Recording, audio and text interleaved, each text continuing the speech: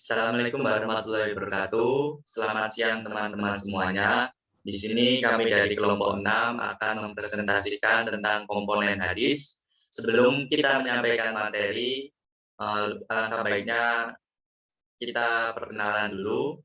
Dari kelompok 6, yang pertama itu ada Mbak Fahmia Adila, kemudian Mas Hilman Fatoni, dan terakhir saya yaitu Taufik Agung Pamudi. Baiklah, kita lanjut ke materi langsung. Nah, komponen hadis itu terdiri dari sanad dan matan. Nah, untuk sanad sendiri dari segi bahasa berarti martafa'a minal ard, yaitu bagian bumi yang menonjol, sesuatu yang berada di hadapan kita dan yang jauh dari kaki bukit ketika kita memandangnya. Adapun tentang pengertian sanad menurut terminologi, para ahli hadis memberikan definisi yang beragam. Di antaranya, at-thariqatul mutilatu ilal mutni, jalan yang menyampaikan kepada matan hadis. Kemudian, silsilatul rijalil mawasilatulil matni, itu silsilah orang-orang yang menghubungkan kepada matan hadis. Kemudian kita masuk ke dari penjelasan tadi dapat disimpulkan bahwa sanad adalah rantai penutur atau perawi periwayat hadis. Kemudian kita masuk isnad, musnad, dan musnid.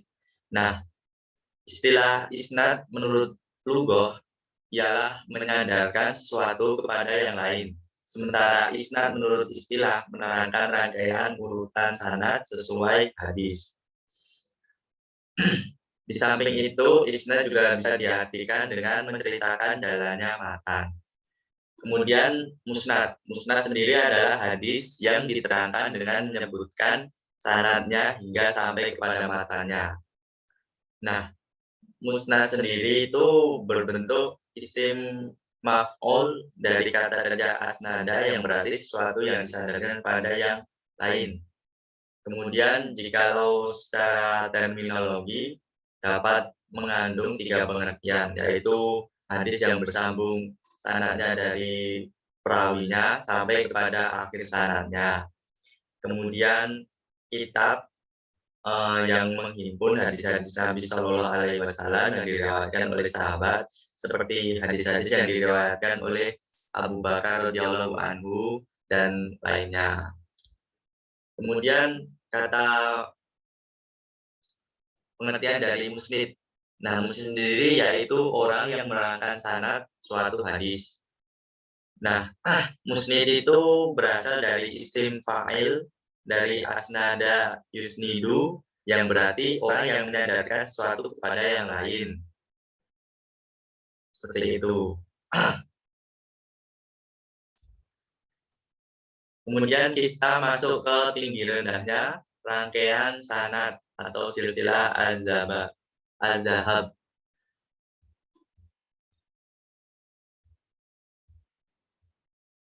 Nah, para muhaddisin membagi tingkatan sanadnya sebagai berikut.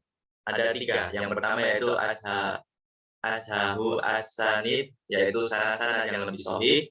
Kedua, ashanu al-asanid. Ketiga, ad-da'afu al-asanid. Nah, yang pertama yaitu ashahu as-sanid, itu penilaian ashahul asanid ini hendaknya secara muqayyad atau dikhususkan. Contoh ashahu al-asanid yang muqayyad tersebut adalah yang pertama Umar ibnu al-Khattab radhiyallahu anhu, yaitu yang diriwayatkan oleh Ibnu Syihab Az-Zuhri dari Salim bin Abdullah bin Umar, dari ayahnya Abdullah bin Umar, dari kakeknya Umar bin Khattab. Yang kedua, kota Mekah, yaitu kota yang diriwayatkan oleh Ibnu Uyainah dari Amru bin Dinar, dari Jabir bin Abdullah. Yang kedua yaitu Asanu al-Asanid. Nah, derajatnya lebih rendah dari Asahu Asanid, yaitu contohnya Bahas bin Hakim dari ayahnya Hakim bin Muawiyah, dari kakeknya Muawiyah bin Haidah. Kemudian An-Afu al-Asani, itu rangkaian sanad yang paling rendah derajatnya. Nah, antara lain itu ada Abu Bakar As-Siddiq, yaitu hadis yang diriwayatkan oleh Sodaqoh bin Musa dari Abi Yaqub, Farqad bin Yaqub dari Murrah At-Thayyib dari Abu Bakar radhiyallahu anhu.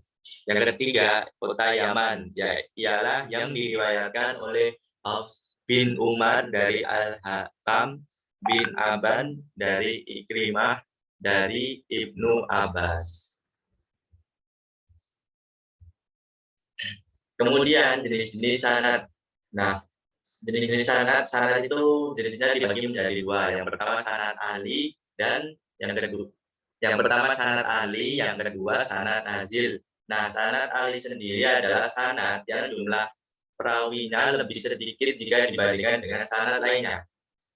Nah, sanad ahli sendiri itu dibagi menjadi dua, yaitu sanad ahli bersifat mutlak dan sanad ahli bersifat nisbi. Nah, sanad ahli bersifat mutlak sendiri pengertiannya yaitu sebuah sanad yang rawinya hingga sampai kepada Rasulullah lebih sedikit jika dibandingkan sanad yang lain. Jika sanad tersebut sahih, sanad itu menempati tingkatan tertinggi dari jenis tingkatan ahli. Kemudian yang kedua tadi sanad ahli bersifat nisbi, itu pengertiannya sebuah sanad yang jumlah rawi di dalamnya lebih sedikit jika dibandingkan dengan para imam ahli hadis seperti Ibnu Juraij, Malik Asy-Syafi'i, Bukhari, Muslim, dan sebagainya. Meskipun jumlah perawinya setelah mereka hingga sampai kepada Rasulullah lebih banyak. Kemudian jenis yang kedua yaitu sanad nazil. Nah, sanad nazil sendiri pengertiannya sebuah sanad yang jumlah perawinya lebih banyak jika dibandingkan dengan sanad yang lain. Hadis dengan sanad yang lebih banyak akan bertolak dengan sanad yang sama jika rawinya lebih sedikit. Akan tertolak ya. Seperti itu.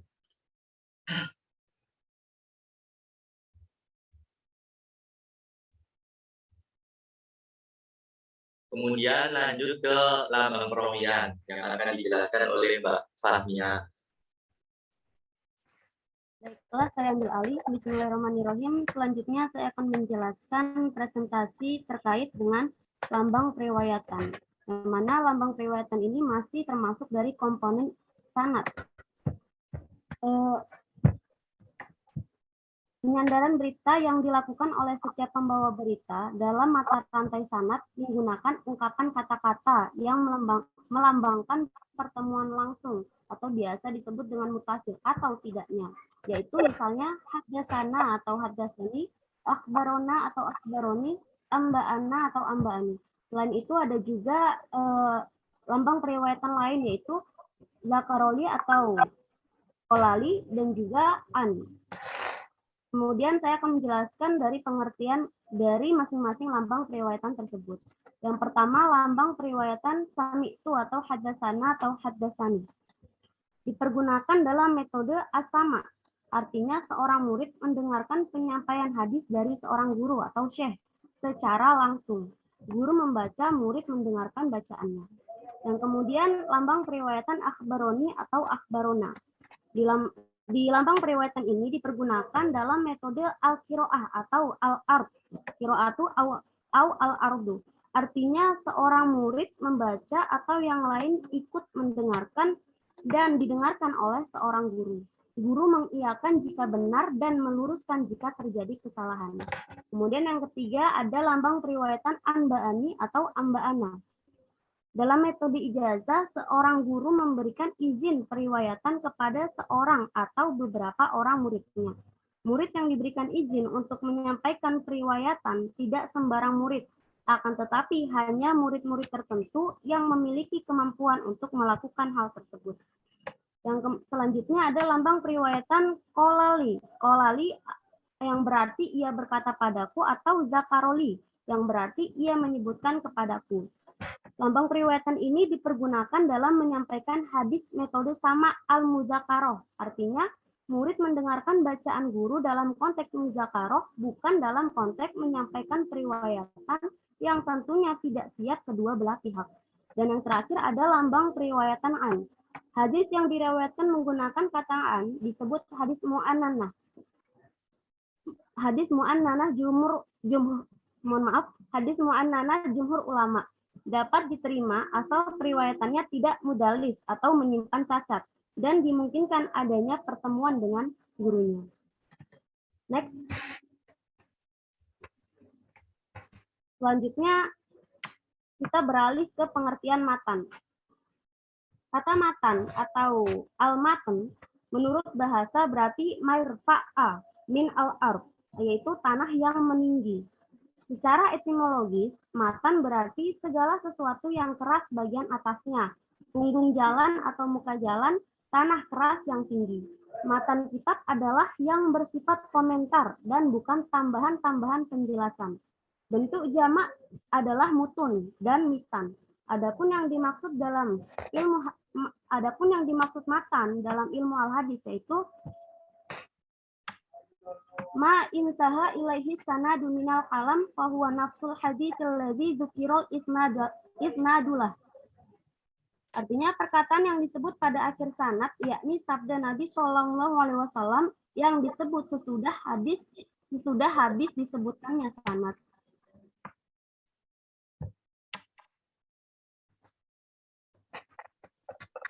Selanjutnya ada sebab-sebab terjadinya perbedaan kandungan matan. Yang dimaksud dengan kandungan matan di sini adalah teks yang terdapat di dalam matan atau hadis mengenai suatu peristiwa atau pernyataan yang disandarkan kepada Rasulullah SAW. Atau tegasnya, kandungan matan adalah redaksi dari matan suatu hadis. Adapun penyebab utama terjadinya kandungan matan itu ada 3 hal. Yang pertama, periwayatan hadis secara makna. Kedua, beberapa ketentuan dalam periwayatan hadis secara makna. Dan ketiga, meringkas dan menyederhanakan matan hadis. Saya akan menjelaskan yang pertama dulu, penyebab terjadinya perbedaan kandungan matan dari periwayatan hadis secara makna. Yang mana sering dijumpai di dalam kitab-kitab hadis, perbedaan redaksi dari matan suatu hadis mengenai satu masalah yang sama. Hal ini tidak lain adalah karena terjadinya periwayatan hadis yang dilakukan secara maknanya saja, atau riwayat di al-makna. Bukan berdasarkan redaksi yang sama sebagaimana yang dilakukan oleh Rasulullah SAW. Maka dari itu, periwayatan hadis yang dilakukan secara makna adalah penyebab terjadinya perbedaan kandungan atau redaksi matan dari suatu hadis. Kemudian yang kedua, penyebab selanjutnya adalah adanya beberapa ketentuan dalam periwayatan hadis secara makna. Di mana para ulama berbeda pendapat mengenai apakah selain sahabat boleh meriwayatkan hadis secara makna ataukah tidak boleh. Abu Bakar Ibnu Al-Arabi berpendapat bahwa selain sahabat Nabi SAW tidak diperkenankan meriwayatkan hadis secara makna. Nah, dari alasan itulah yang menyebabkan terjadinya perbedaan kandungan pada matan. Kemudian yang ketiga ada meringkas dan menyederhanakan matan hadis. Selain perbedaan susunan kata-kata dan perbedaan dalam memilih kata-kata untuk redaksi atau hadis, permasalahan yang juga diperselisihkan oleh para ulama dan berpengaruh terhadap redaksi matan suatu hadis adalah mengenai tindakan meringkas atau menyederhanakan redaksi dari suatu hadis. Sebagian ulama ada yang mutlak tidak membolehkan tindakan tersebut. Hal itu sejalan dengan pandangan mereka yang menolak periwayatan hadis secara makna. Sebagian lagi ada yang membolehkannya secara mutlak.